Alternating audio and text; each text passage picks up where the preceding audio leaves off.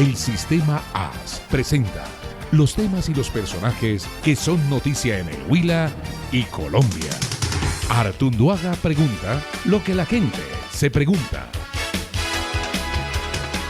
Don Alejandro Cabrera Villamil, me place saludarlo y le agradezco inmensamente que haya aceptado esta invitación. Gracias, Edgar, te agradezco igualmente la invitación. Sobre todo porque usted no es hombre que hable todos los días en radio, ni que le gusten mucho los medios de comunicación. No, señor, desde mis tiempos de concejal no, procurado no. ¿Hace cuánto tiempo? Pues yo fui concejal en 3 periodos y fui 4 veces presidente del Consejo de Neiva y hice política. Yo fui presidente del directorio departamental del Nuevo Liberalismo y lógicamente pues en ese tiempo muy vinculado a los medios porque pues hacía política, pero después realmente me fui a trabajar en el sector privado, a hacer empresa, dedicarme al agro, que era mi vocación, y me retiré realmente. Y se dedicó a lo suyo. A lo mío. Alejandro Cabrera Villamil, hábleme de su padre, de su madre, de su familia, para hacer un resumen cronológico de su vida, que es lo que pretendo yo en este programa, haciendo un perfil para homenajearlo. Yo sé quién es usted, pero quiero contárselo, presentárselo a los oyentes y sobre todo a la gente nueva que de pronto no lo conoce bien. Mi padre se llamaba Alejandro Cabrera Manchola, era un agricultor, fue asesinado en el año 1957. Mi mamá pues quedó viuda muy joven. Mi mamá se llama Isabel Villamil Cordobés, hermana de Jorge Villamil, compositor, y pues ambos huilenses. Mi papá nacido en Girardot, pero pues toda la vida vinculado al municipio de Aipe, y mi mamá pues cedraluna, de la vieja hacienda del Cedral. En ese tiempo pues la gente nacía en las haciendas y las tendían las comadronas. Y al raíz del asesinato de mi papá, donde yo tenía 9 años, pues ante las amenazas, nosotros éramos tres niños, uno de 9 años, otro de 7 y otro de 5. Tuvimos que irnos a Bogotá a estudiar requinternos. Y pues la vida de nosotros cambió radicalmente.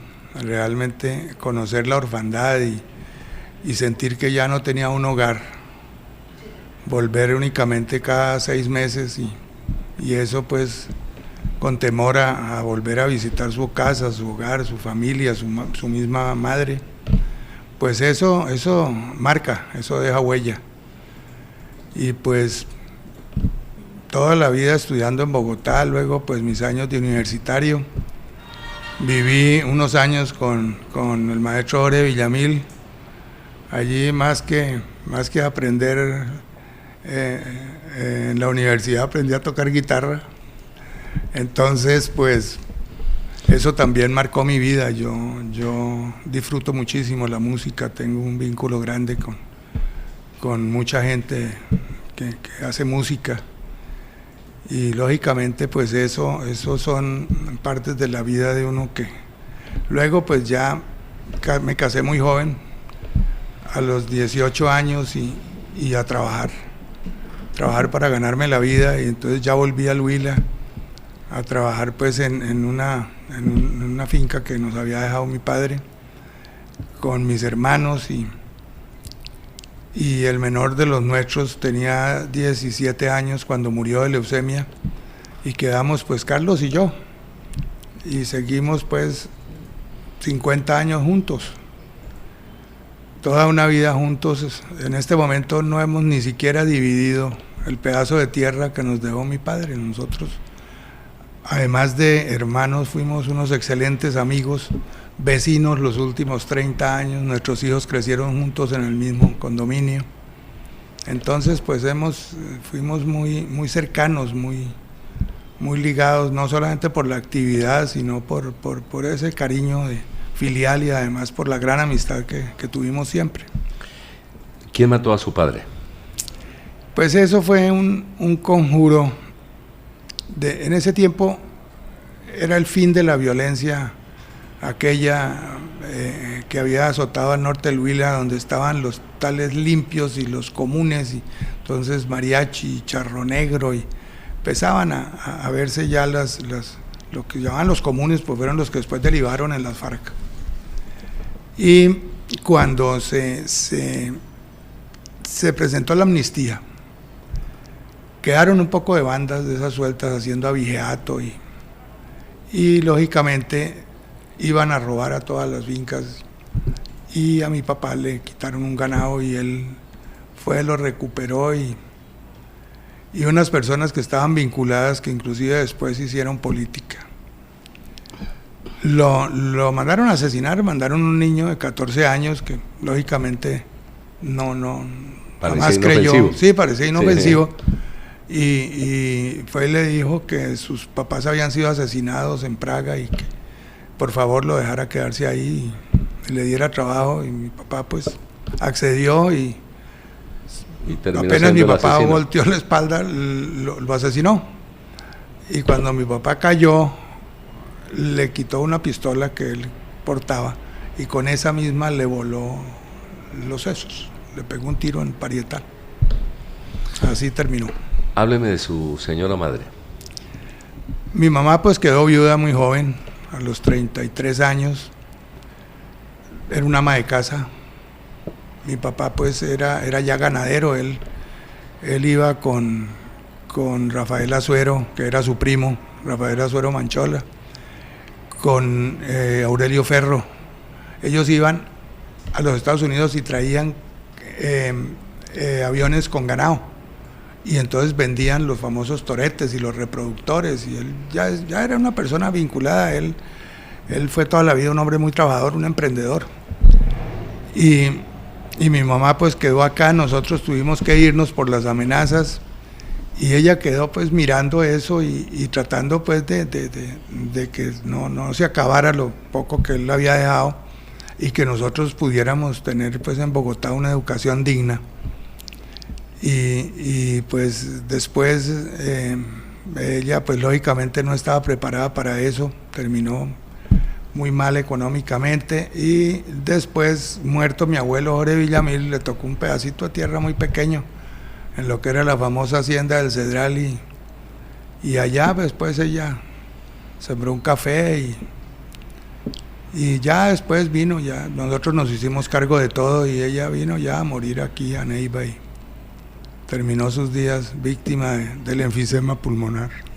Sí, señor. La hacienda del Cedral es la de la canción de Villamil. Sí, la canción de Villamil. Que le resulta a ustedes muy familiar, obviamente. Sí, claro. Yo fui a pasar vacaciones pequeño toda mi vida allá.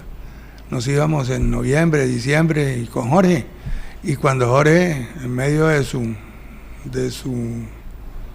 ancestro campesino, se le dio por ser colono en el Pato y montó una finca allá, pues yo me iba para el Pato a pasar vacaciones allá, las vacaciones de diciembre. Allá yo conocí a Manuel Marulanda. Ellos iban a hacerle visita a Jorge a la hacienda del Pato, a Andalucía se llamaba, y Jorge iba con todas las muestras médicas, y eso duraba días con gente, campesinos y guerrilleros y los que fuera, él formulando, el médico, y esas, pues ellos iban allá, se quedaban allá en los patios, montaban pues sus cambuches ahí, y a veces iban a matar dantas, y esa era la carne que comíamos. Y yo los conocía, muchos allá, a Richard, el que terminó explotado en la casa vieja del Pato allá, estaba preparando unas bombas. Yo conocía a varios de los guerrilleros antiguos allá. Sin pensar que se iban a convertir en los asesinos que después se convirtieron. No, sabe que en ese tiempo eran diferentes, eran campesinos. Ellos tenían ahí más abajo, en el Bajo Pato, ellos tenían cultivos de caña, de maíz, hacían la famosa chucula, y eran agricultores. Ellos habían salido pues de la huida de allí, del Cañón de las Hermosas, y se habían asentado allá. Y pues en ese tiempo ellos no ya después, yo diría que eso se empezó a pervertir cuando empezaron a secuestrar gente, cuando empezaron ya a traficar con la vida humana, y fue cuando inclusive después Jorge Villamil terminó también procesado por eso, por el secuestro del cónsul de Leupin. Y pues la familia de Leupin, como sabían que Jorge tenía finca en el Pato, pues le pidieron el favor de que hablara con ellos. Entonces Jorge pues habló con ellos y trató de intermediar, y eso le costó un día un operativo, que llegaron en helicóptero de allá al Cedral y lo subieron al helicóptero y lo fueron a descargar a Santander de Quilichao, que le hicieran un proceso, y terminó con la famosa canción del detenido, ¿no? Lo que después hizo Leiva casi todos los días, Álvaro Leiva, servir de intermediario con la guerrilla. Sí, realmente hay gente que lo ha hecho con un sentido humanitario, y otros que realmente han comerciado con eso, ¿no? Era muy distinta la política que usted hacía en referencia a sus tiempos de concejal. Eso se ha agradado muchísimo. Sí, señor, a mí me tocó, yo fui concejal con Rodrigo Lara, con Felio Andrade, con Olga Duque, con Hernando Artunduaga Paredes, el fundador de Reindustrias, con Eduardo Hechen, con Guillermo Plazas. Ellos eran parlamentarios, pero en ese tiempo eran también concejales, y ellos venían a las sesiones del consejo. Los primeros días estaban en Bogotá atendiendo su labor de parlamentarios, y nosotros adecuábamos las sesiones los fines de semana para que cuando ellos vinieran hacíamos las sesiones, y la verdad era muy diferente. La gente creía en uno, había unos ideales, había algo, no era ese mercado persa de este momento. Yo sí lamento la degradación de la política. Es que es muy triste, Edgar, que un parlamentario hoy en la cárcel, el señor Martínez Sinisterra del Valle del Cauca, haya dicho que es más rentable coronar una alcaldía que un embarque de coca. Esa frase nunca se me olvidará y se me ha quedado grabada. Esa es la degradación de la política. La política se ha convertido en una profesión para saquear el país. El país lo están saqueando, y lo que estamos viendo es la reacción de los indignados con eso, y esto no terminará bien. Si nosotros no podemos combatir y reducir la corrupción, como decía Turbay, que también lo criticaron muchísimo, a sus justas proporciones, porque eso no terminará nunca, el país terminará mal. Indudablemente esto va mal. Es decir, lo de Petro es una reacción a eso, a esa incomodidad con la política tradicional. Claro, él ha recogido la indignación y la rabia de la gente. Es que ya la política se volvió el arte de mentir y robar, de engañar al pueblo, de engañar a la gente. Una política que a quienes van a la cárcel simplemente hacen elegir a su esposa, a su hijo, a su cuñado, a su mamá. Cuando los vínculos de sangre no tienen que generar privilegios, eso es en las monarquías, no en los regímenes democráticos. Aquí se heredan las curules, eso. O sea que los presidentes terminaron pues como unos reyesuelos, y el Congreso pues como una corte, y la convirtieron pues en la corte de los lores, porque se heredan las curules, como se heredan en Inglaterra. Así terminó esto tristemente. Alejandro Cabrera Villamil, antes de profundizar en política, y tenemos harto para hablar sobre el asunto, y para hablar de la economía del Huila también, hagámosle un homenaje a dos personas que usted conoció íntimamente y profundamente. Uno, su hermano, y dos, Rodrigo Lara Bonilla. Empecemos por su hermano, por favor. Sí, Edgar, pues lógicamente mi vínculo consanguíneo con mi hermano pues no me hace la persona pues más imparcial para hablar de él, pero realmente yo sí considero que Carlos Cabrera fue un visionario y un luchador tesonero. Carlos, yo lo vi luchar toda su vida, pues muy buena parte, hombro a hombro, y él toda la vida quiso ser un empresario del agro. En eso de la piscicultura él fue un pionero, él visionó eso, él fue un visionario, y eso lo motivó a empezar con un laguito muy pequeñito, y ahí fue aprendiendo. Y cuando fue secretario de Desarrollo Agropecuario, Julio Enrique le dijo a Carlos que tratara de establecerle al Huila pues unos derroteros en agricultura, y Carlos fue a mirar ya la piscicultura más en serio, y fue cuando él realmente captó la proyección que podía tener la piscicultura, y así fue como pues él se vinculó a esta actividad, y hoy en día pues el Huila es el mayor productor piscícola del país, y yo diría que la piscicultura en el Huila va mucho más adelante que la que están haciendo en otras partes.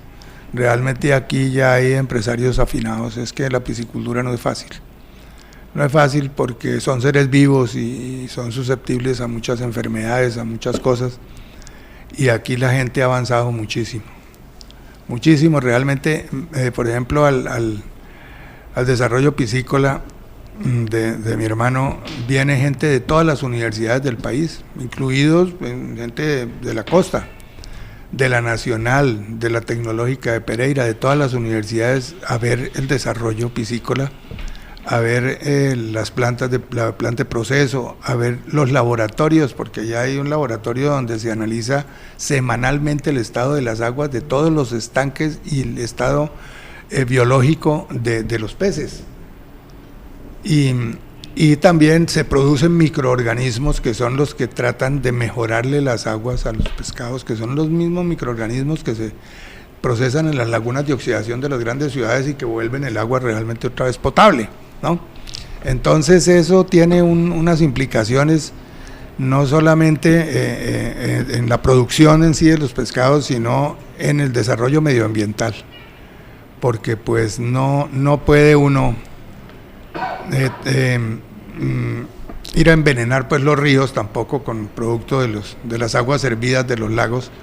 Por ejemplo, allá los lagos que se lavan, las aguas van directamente a los cultivos de arroz, o sea que eso mismo fertiliza el cultivo de arroz y ahí la filtra, y eso, el agua que sale al río muchas veces es mejor que la que viene por el mismo río. ¿Y eso todo lo fue estudiando él y aprendiendo en el camino? Él ¿En un camino de cuántos años? No, pues eso, Carlos entró al campo a los 17 años, él ni siquiera terminó bachillerato. Y él andaba mucho, él se iba a recorrer y a aprender. Él, por ejemplo, se fue a ver cómo cultivaban pescado en el río Mekong, en el Vietnam. A ver cómo era que cultivaban el basa, ese pescado que se ve ahora. Es decir, el tema del pescado era una obsesión. Sí, él cuando, para otros, claro, cualquier otra actividad. Él cuando visionó eso, él se dedicó a especializarse, luego se fue para el Ecuador, porque ustedes saben que el Ecuador tenía una industria piscícola, pero ellos producían era camarón. Eran las camaroneras más grandes del mundo, pero luego llegó un hongo y acabó con el camarón, y los empresarios, para no acabarse de arruinar, llenaron toda esa marisma de tilapia, que también se da ahí, y ellos hicieron un desarrollo en tilapia increíble, y allá fue Carlos a aprender. Ya cuando pasó el hongo ellos volvieron a sembrar su camarón, pero ellos en tilapia, los brasileros, la mojarra roja, o sea la tilapia roja, que es la que hoy en día tenemos aquí, ya por ejemplo el Brasil prácticamente no lo está produciendo porque ese es un pez albino, un pez que perdió su color y lógicamente tiene problemas, no convierte igual a la mojarra negra, a la plateada, citrolada que llaman. Entonces lógicamente es un pescado genéticamente modificado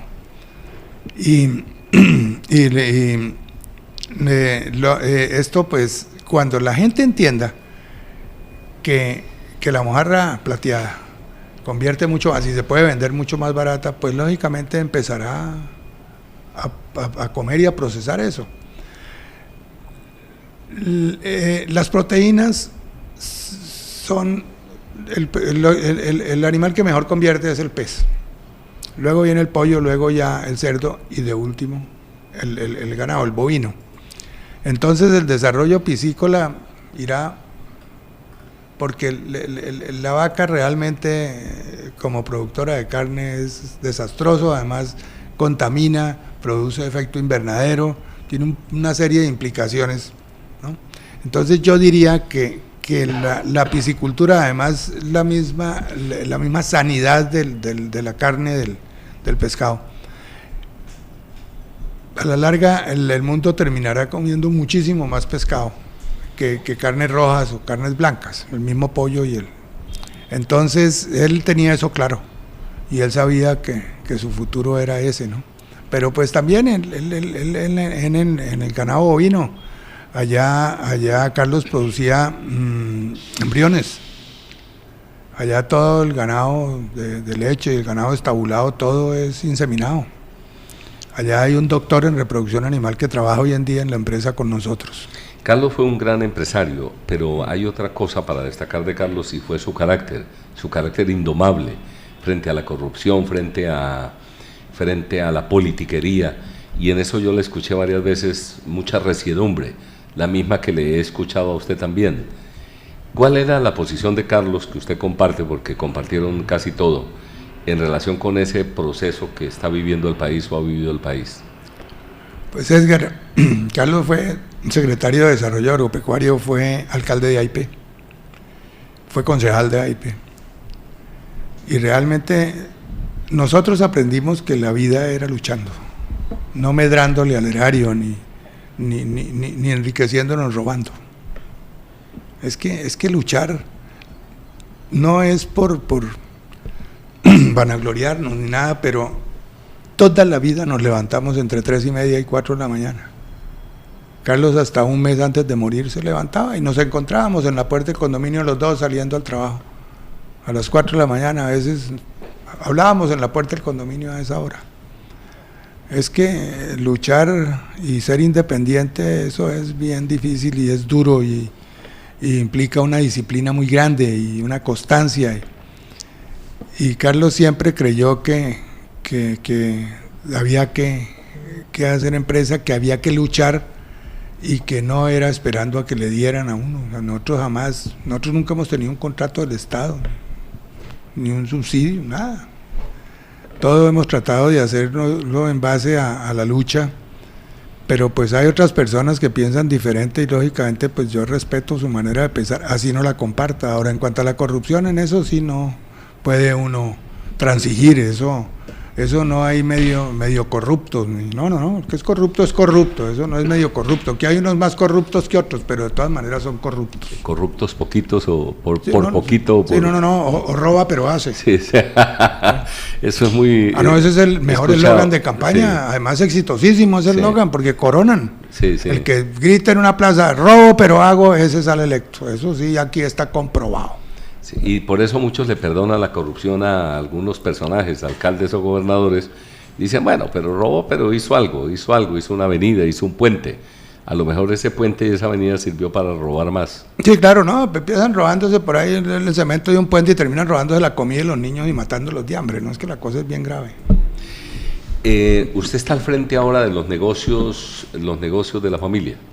No, en este momento pues está Carlitos hijo, él se vino y él pues está encarrilando lo de su papá. Yo pues lógicamente estoy al lado de ellos porque ese fue mi compromiso con mi hermano, que estaría con ellos, pero realmente ya Edgar, uno va de salida, ya tantos años de lucha, uno se cansa. Yo ya tengo un infarto, yo soy diabético, soy hipertenso, tengo todo el cuadro para no durar mucho. Entonces lógicamente nosotros fuimos en la vida muy malos para delegar, todo lo asumíamos nosotros. Lógicamente eso implica el día de entregar las cosas, un trauma, pero pues estamos tratando de que la cosa funcione y Carlos hijo es un muchacho competente, él es MBA de los Andes, Luz Helena también, la hija de Carlos, ella maneja banca internacional, vive en Panamá, es otra niña bastante inteligente y muy preparada. Entonces pues ellos irán asumiendo poco a poco eso y yo sé que lo van a sacar adelante. Yo estoy ahí con ellos y me doy cuenta de su calidad, de su capacidad, de que son una gente buena, son honorables. Yo creo que mis sobrinos van a poner esa empresa muy en alto. ¿Y sus hijos? Mis hijos ya se fueron. Yo tengo un hijo en Toronto, él vive allá, se casó allá. Tiene un contrato con el municipio, con la ciudad. Él es administrador de empresas y allá se hizo una maestría en sistemas y eso, entonces tiene un contrato con la ciudad. Su esposa pues es allá gerente de un banco, entonces ellos ya se quedaron. Mi segundo hijo es profesor en la Universidad del Rosario, tiene 27 años y pues yo diría que es un logro grande porque llegar a ser usted profesor titular de una universidad como el Rosario con 27 años. Él está haciendo maestría en filosofía, él terminó Derecho y Filosofía.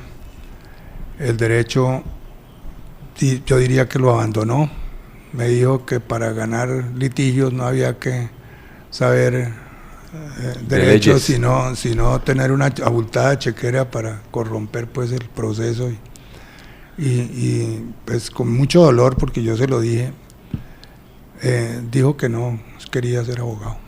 Después de terminar de presentar su tesis increíble. O sea que usted no tiene quien lo reemplace en el manejo de los asuntos agropecuarios. No, claro, ahí estarán mis sobrinos y lo que tenemos ahí en compañía con mi hermano, pues ellos están ahí y nosotros somos una familia muy unida, yo los quiero como si fueran mis hijos y yo estaría ahí con ellos hasta que yo crea que, porque la verdad yo quiero descansar. Yo le decía a Carlos que nosotros vamos a terminar un día esto yéndonos de cabeza por ahí, ahogándonos por ahí entre un lago de esos, porque, como ya, sí, uno, sí. ¿no? Sí. Pero sí, algún día tendré que descansar y si no me muero antes, pues. Le estoy dando gracias a Alejandro Cabrera Villamil por esta oportunidad que me da de conocerlo y de conocer más el Huila a través suyo. Su nombre es repetidamente mencionado por gente cuando habla de empresarios decentes, honestos, dedicados y con carácter. Por eso me siento muy a gusto con ustedes. Seguimos hablando en unos instantes. Gracias. Por sus ciudades y sus paisajes, sus tierras fértiles, su energía, por sus industrias y artesanías, por el bambú y la arqueología, por el turismo y el encanto de sus gentes, porque es todo un paraíso para descubrir. Enamórate, enamórate, enamórate del Huila. Un mensaje del sistema AS. El Huila es uno solo con el sistema AS. Las mejores emisoras son del sistema AS. El Huila, el Huila, el Huila es uno solo. El Huila es uno solo con el sistema AS. Hagámosle un homenaje, Alejandro Cabrera, al maestro Villamil primero y después hablamos de Rodrigo Lara. Su música y su vinculación a la música, me imagino que era una vinculación de muchacho que quería participar en las parrandas del maestro Villamil. Claro, no, el maestro Jorge era sui generis. Él era médico, traumatólogo. Y la verdad, tú lo veías en consulta, pues, y mientras estaba, pues, haciendo las palpaciones ahí en las luxaciones, y en eso él silbaba. Todo el día silbaba, y todo el día pensando en sus canciones. Sí. Como nosotros compartíamos apartamento, él soltero, y yo ya estudiante universitario, y el médico del seguro, la empleada que teníamos decía, ahí viene el doctor. Yo le preguntaba, ¿por qué? Dijo, porque allá le estoy oyendo el silbido, desde la calle lo oían. ¿No? Estábamos almorzando, Edgar, y él cogía una servilleta y empezaba a escribir las letras de sus canciones. Realmente Jorge sí era él fue un músico prestado a la medicina, ¿no? Además de que fue también muy buen traumatólogo, él inclusive fue a especializarse a Ciudad de México, pero allá yo creo que terminó especializado en más música, porque allá se hizo muy amigo de Vicente Fernández. Yo inclusive tengo en mi casa un requinto que le regaló José Alfredo Jiménez a Jorge en una noche de bohemia. Estaban los tres con Vicente Fernández. Y cuando se despidieron, ya como a las 7 de la mañana, José Alfredo Jiménez le dijo, maestro Villamil, usted debía ser mexicano, además usted tiene cara de mexicano con ese bigote. Le dijo, y le quiero dar de recuerdo de esta noche mi requinto. Cuando Jorge murió, me dejó una carta con su hijo y me dejó ese legado, su requinto, que él lo amaba, pues era un recuerdo de su estadía en México. Es hermosísimo. Yo lo llevé donde un luthier a que recuperara pues porque él lo tenía por ahí colgado y había perdido el brillo y eso. El luthier pues es un hombre que fue director de fiscalías, es un músico extraordinario en el Valle del Cauca, no es ningún... Y un día me contó que él había decidido también abandonar el derecho y dedicarse a la música. Él es concertista de tiple, se llama Alberto Puentes. Y él me conectó con la persona que me lo iba a remodelar, y cuando me lo llevaron me dijo: le doy un piano de cola que tengo aquí por su instrumento, pero me deja la carta de su tío. Le dije: no, es que esta es mi herencia, yo no puedo negociar mi herencia. Claro. Entonces Jorge era su música, ¿no? Yo tuve un vínculo muy cercano. Nosotros vivíamos juntos y un día me dijo, a los 17 años, me dijo: Alejo, usted va a ser mi padrino de matrimonio. Le dije: Jorge, usted está demente. Yo soy un provinciano y el otro padrino era el doctor Mariano Ospina Pérez, que eso era más serio que un estoque, y doña Berta. Le dije: no, yo no me puedo parar al lado de ellos, esa gente me intimida, yo no le... Quedó la conversación así, y como al mes me dijo: vaya, consiga un frac, porque... Le dije: ¿es que es en serio? Me dijo: sí, es en serio, usted es mi padrino de matrimonio. Y yo fui su padrino de matrimonio. Yo le dije: Jorge, yo me voy, pues teníamos el apartamento juntos, porque yo no luna de miel aquí, sí, yo me voy a vivir con mis amigotes. Y Olga Lucía, que yo es una persona extraordinaria, yo la quise en el alma. Me dijo: no, quédese aquí con nosotros. Le dije: no, yo, mientras ustedes están en su luna de miel, yo me voy con mis amigotes. A los 3 meses llegué de la universidad y estaban en mi apartamento, y me dijo: Olga Lucía, se acabó la luna de miel, a vivir otra vez con nosotros. Y me empacaron mis cositas y allá volví. Y después yo fui el padrino también de Borito, su hijo. Entonces mi vínculo con Jorge sí fue muy cercano. La verdad, en ese tiempo fue una época muy feliz. Yo parrandié lo que no volví a hacer nunca, pues, porque allá iban todos los artistas, desfilaban por allá por su casa pidiéndole música. Jorge en ese tiempo pues era un ícono, pues, el compositor de las Américas, y allá conocí pues a Darío Garzón, de Garzón y Collazos, a Demeterio Felipe, a los tolimenses, a Kenny Pacheco, a Jesús David Quintana. Todos pasaban por allá, la Negra Grande de Colombia, a Berenice Chávez. Todos. Sí, todos. En gran resumen, ¿qué pasó con la familia de Jorge Villamil? Su esposa, sus hijos. Pues Olga Lucía murió. Ella murió, y Ana María, la hija. Ana María se casó con un médico hermano de Fernando Carrillo, el hoy procurador. Y a ella la mató el cáncer también a los 37 años. Jorgito se casó con una médica y ellos viven en los Estados Unidos, en Boston. Entonces ellos prácticamente pues ya no quedó ninguno aquí. ¿Y se alejaron de la música? No, pues ahorita, eso sí, ninguno de ellos tocaba nada, entonces por eso yo heredé los instrumentos musicales. Sí, sí, señor. Sí. Alejandro Cabrera Villamil es nuestro invitado, estamos hablando con él de su familia, de todo un poco, de la empresa, estamos hablando de su hermano. Y usted trabajó políticamente con Rodrigo Lara Bonilla. Me gustaría aprovechar esta oportunidad para destacar también al exministro y destacar su don de gentes y sugerir, yo no sé, casi que con certeza, que de no haber muerto hubiera podido ser presidente de la República, tenía todas las condiciones. Hábleme del Rodrigo Lara Bonilla que usted conoció, Alejandro Cabrera. Yo conocí a Rodrigo siendo muy niño, inclusive yo viví en un apartamento encima de la ferretería de ellos, que era diagonal a la casa paterna de Rodrigo, ahí en la ferretería Lara. Y pues Rodrigo y yo, pues, toda la vida amigos, compañeros de fiestas, de todo.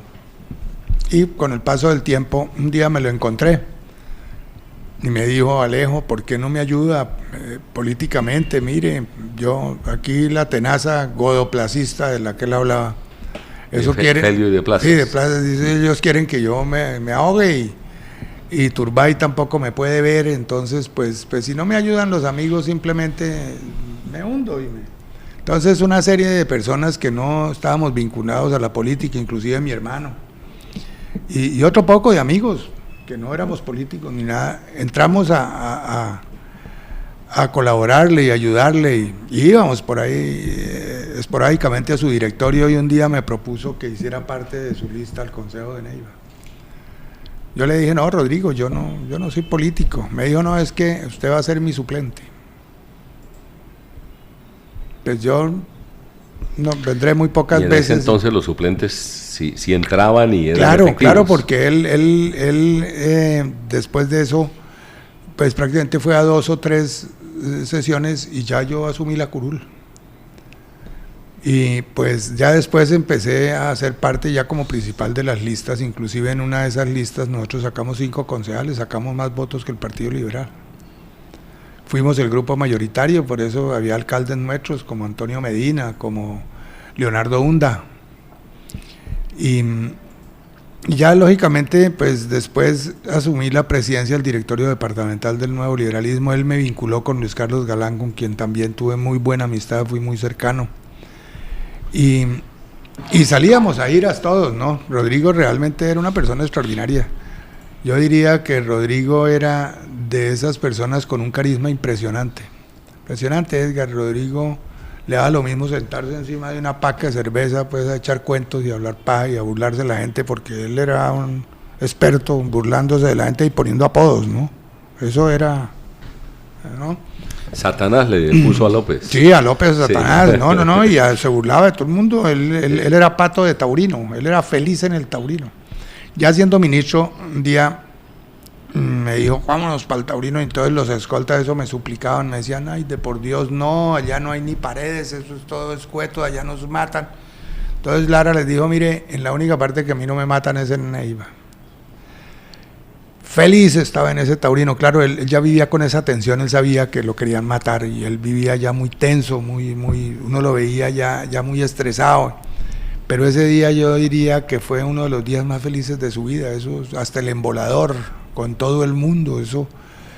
O sea que Rodrigo era una persona que se hacía apreciar y querer, ¿no? Además en plaza pública yo diría que era todo un tribuno. Era más orador de plaza pública Rodrigo que Luis Carlos, indudablemente.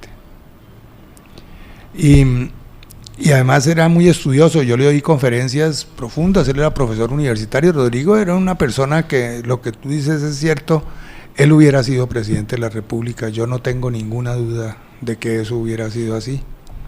¿Hubo diferencias entre Lara y Galán por la aceptación del ministerio?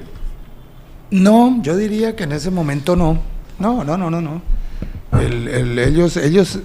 Ellos eran muy buenos compañeros a pesar de ser muy diferentes, Edgar. Yo vi, por ejemplo, esa gira que hicieron por el Magdalena, ¿no? Ahora, Galán no se tomaba nunca ni un whisky, y Lara pues no decía que no a nada. Entonces Galán decía, hola, ¿cómo hacen ustedes política aquí si ustedes todos se van a esa fiesta? Porque salíamos de las reuniones políticas y nos íbamos a fiesta y Galán se iba a dormir. Y nosotros sí nos íbamos a ver qué había por ahí con los amigos y la cosa. Sí. Pero yo siempre les vi muy buena amistad, como mucha empatía, siendo muy diferentes, ¿no? Muy diferentes. Galán era, yo diría que Galán era más distante, ¿no? Rodrigo claro, no. Su condición social sería, no, porque ambos tenían un buen nivel social. Era tal vez temperamento, ¿no? y más bogotano. Sí, exacto, mucho más bogotano. Rodrigo era provinciano, era pato del taurino. Eso, ¿Cómo analiza sus hijos? ¿Cómo analiza Lara Restrepo y Lara Sánchez? Cada uno en su actividad y en su ejercicio. Pues ellos son bien diferentes, ¿no? Son bien diferentes. Yo pues he tenido una buena amistad con ambos. Yo digo que Rodrigo Lara Sánchez, pues lógicamente, él es médico. Él no, su formación no tiene nada que ver ni con la política, además es un excelente profesional de la medicina, ¿no? Y pues se empeñó en la política y Y yo alguna vez le pregunté allá en mi casa, él iba a hacer mi visita. Le dije, usted es un profesional exitoso, ¿usted sabe en lo que se va a meter? Le dije, usted no crea que después usted puede llegar a ser el mismo profesional que era. Usted ya desarrollará una serie de inquinas. Le dije, su mismo gremio. Usted ya no será ni siquiera bienvenido, allá tendrá ya gente que lo va a cuestionar. Pero la verdad yo creo que él quería eso. Y se empeñó, y eso pues generó pues los roces consabidos entre ellos, que fueron muy duros, yo los viví. Me imagino que ya los habrán limado en alguna medida, pero fue una época dura porque ellos se enfrentaron duro. Usted acompañó a Lara Sánchez en su aspiración a la alcaldía. ¿Cómo entiende, cómo interpreta, cómo analiza su gestión hasta el momento?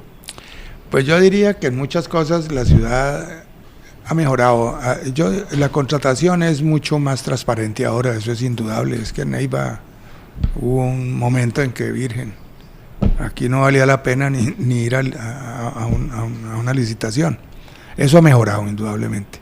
Lógicamente hay lunares y hay falencias, y yo diría que Lara tiene que corregir muchas cosas en este tiempo. Pero yo lo considero bien intencionado. Tal vez bien acompañado o no bien acompañado. Pues en unas dependencias sí, en otras no. Realmente, y lo otro que he hablado con unos amigos que lo acompañamos a él en la campaña, es que parece que él se aisló, no escucha, no habla con sus amigos. Se aisló, como suele pasarle a veces como pasa con muchos políticos. Sí, claro, que ellos simplemente se rodean pues de su corte de adulones ahí, de aduladores, y lógicamente los árboles no le dejan ver el bosque, ¿no? Entonces no se relacionan, no preguntan. Ahora, cuando uno cree que sabe, es cuando uno ya cerró su mente y no vuelve a aprender nada. Uno tiene que estar abierto, y el arte de ser político es el arte de vivir abierto a los anhelos de la gente. Es que la política es el arte de interpretar a la sociedad, no es el arte de robar y hacer billete y enquistarse pues en el poder. Esa no es la política. ¿A usted lo ha vuelto a llamar? ¿Usted que ayudó en la campaña? Nunca, solamente en una oportunidad nos vimos por ahí, vamos ahí pero no, jamás. ¿Y usted que no necesita nada, pues tampoco lo llama? No, realmente yo nunca. Hay unos amigos que dicen que no les pasa el teléfono. Realmente yo no puedo decir lo mismo, Edgar, porque yo nunca le he hecho una llamada. Él fue muy cariñoso el día de la muerte de mi hermano, fue con un decreto de honores, lo que yo le agradeceré toda su vida. Nos acompañó en el sepelio, y yo eso se lo agradezco muchísimo, y realmente fue muy emotivo cuando me abrazó, y pues fue una prueba de amistad que yo le agradezco. ¿Y cómo es Lara Restrepo? ¿Cómo lo ve usted comparado con su padre? Yo diría que Lara Restrepo es un muchacho preparado, es un muchacho inteligente, indudablemente. Además, estudió para eso, es que él se preparó para hacer política y para asumir lo que está haciendo. Lógicamente hay cosas que yo no entiendo, jamás podré entender por qué terminó abrazado con Oneida Pinto, la Guajira, entenderé jamás. No creo que Rodrigo Lara Bonilla lo hubiera hecho. Pero pues hoy en día parece que la política del todo vale, y de que el fin justifica los medios, y que según ellos lo que hay es que sumar. Eso no importa si uno saca, como dicen, para llenar el tarro de uno, si saca basura de otra caneca, eso no importa, con tal de llenarla de uno. Y ese es hoy en día la filosofía, y por eso estamos como estamos, ¿no? Realmente la situación del país es bien crítica por eso, por esa manera de pensar. Hoy en día la crisis ética es total, ya no importa, todo vale, y los resultados, ya los principios se cambiaron por los fines. O sea que ese muchacho Lara Restrepo no ha correspondido a lo que uno esperaría pensando en su padre. Pues yo diría que en ciertos aspectos no, en otros él es inteligente, él aporta. Yo le he oído unos debates muy buenos, pero Pero su crítica es ética. Es ética. Es ética sobre su comportamiento ético. Sí, sobre las personas con las que se rodea también, ¿no? Eso bueno, no me gusta, pero me dicen que en la campaña donde él está de Vargas Lleras no tienen asco para... Ah, no, para terrible, buscar votos. terrible. Eso es allá, sí, eso es como la mochila de un reciclador, eso trae todo. Sí.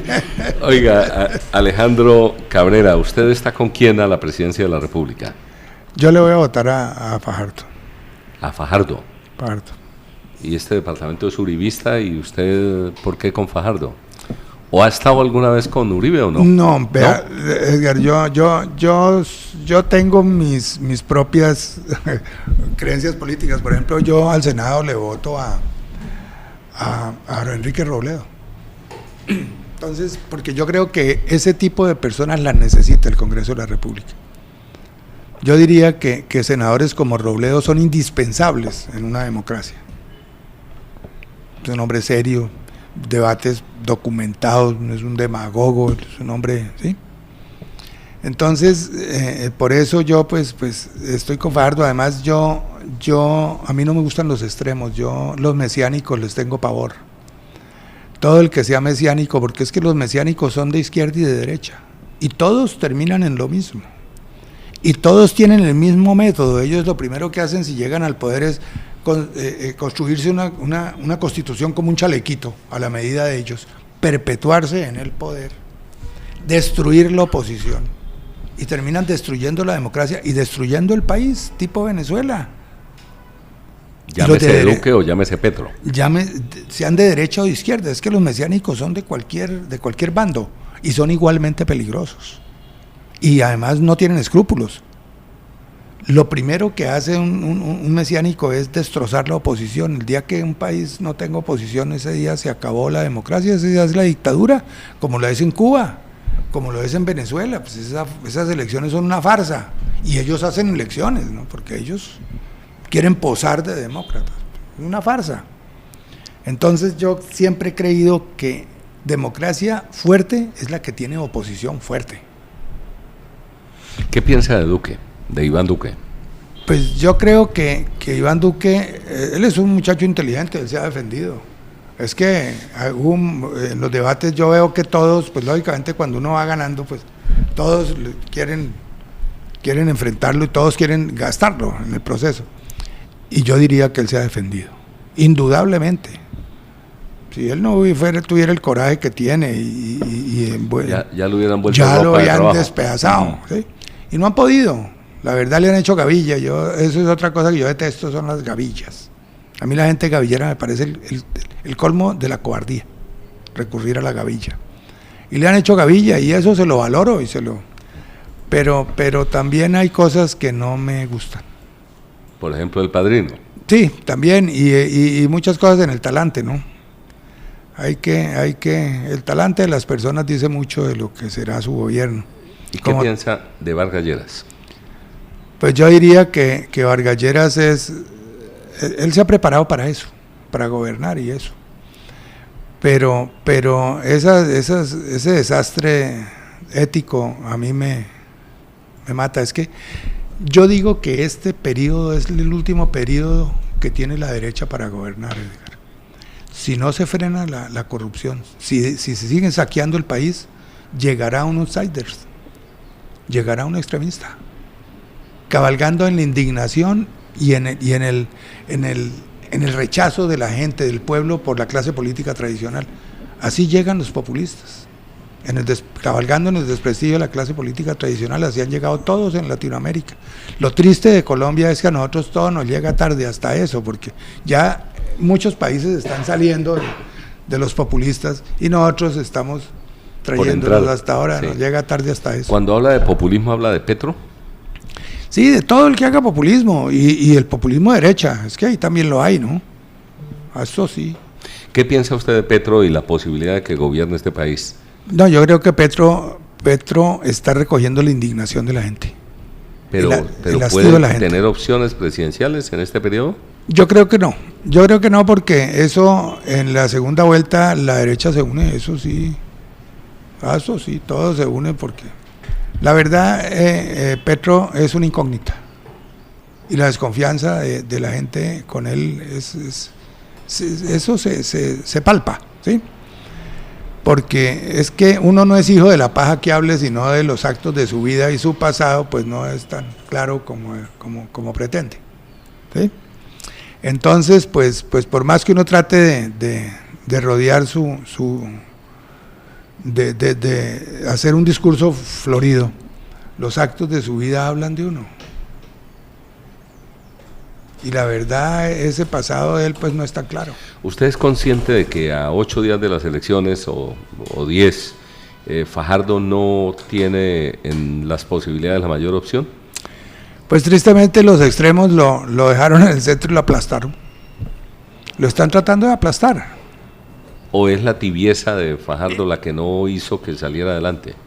También indudablemente él tenía que haber defendido mejor su espacio, con mucho más garra, con mucho más coraje, y lamentablemente no lo hizo, le faltó coraje.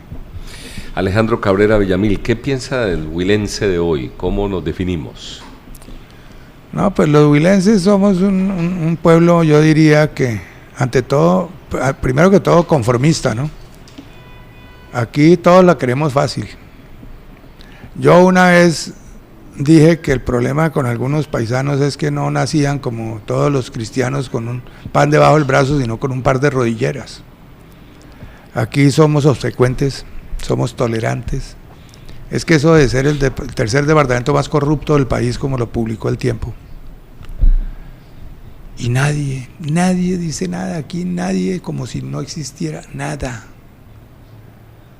Yo no he visto que la gente salga a hacer aquí una campaña de indignación pues contra lo que estamos viendo, es que no, Edgar. Entonces nosotros, yo diría que nos merecemos lo que nos pasa. Todo lo queremos fácil, es que luchar es difícil y además otra cosa que es perturbadora y que aterra es que hoy en día los ladrones de cuello blanco, Edgar, son tan poderosos que hacen ver a los traquetos como unos limoneros. Es que son riquísimos, es una gente poderosísima. Entonces la gente ya le da miedo denunciarlos, como le dio miedo hace 20 años denunciar a los mafiosos. Es que cuando coronar una alcaldía es mejor que coronar un embarque de coca. Eso sí es para que lo piense cualquiera. Sí. ¿Cómo salimos de esa situación de parsimonia, de lentitud? ¿Qué hacemos? Pues Edgar, ante todo hay que luchar, es que hay que entender que uno no gana en una pelea sentado.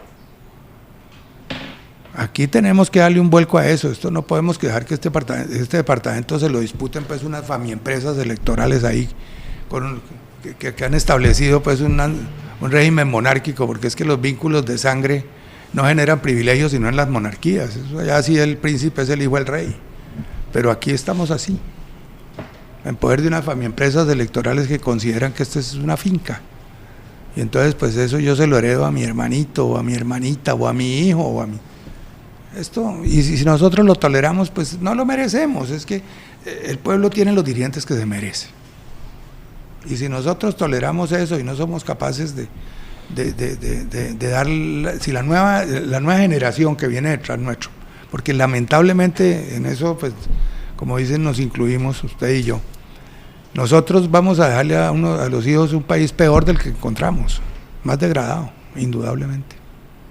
Me da culpa. Sí, señor. En un minuto ayúdeme a definir estas 4 palabras. La vida. Pues eso es todo un camino. El amor. No, eso sí es lo más sublime, diría yo. El poder.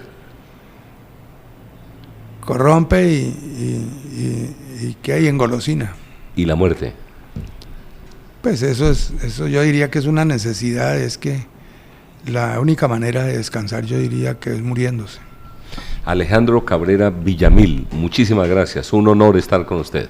Gracias, Edgar, y para mí también igualmente. Seguimos sintonizados, buen día. De lunes a viernes, a la 1 de la tarde, los temas que interesan al Huila. Artunduaga pregunta lo que la gente se pregunta.